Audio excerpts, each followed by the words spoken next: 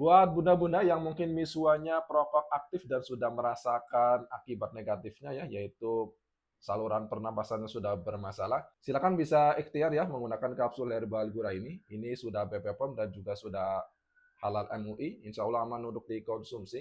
Terbuat dari bahan herbal alami ya, ada sangguku, ada sambiloto, ada jahe, ada kencut, dan juga ada adas. Minumnya cukup 3 kali 2 kapsul ya setelah makan. Silakan ya Bun ya, mumpung harganya belum naik lagi, belinya di kiri bawah, jangan sampai kehabisan stoknya.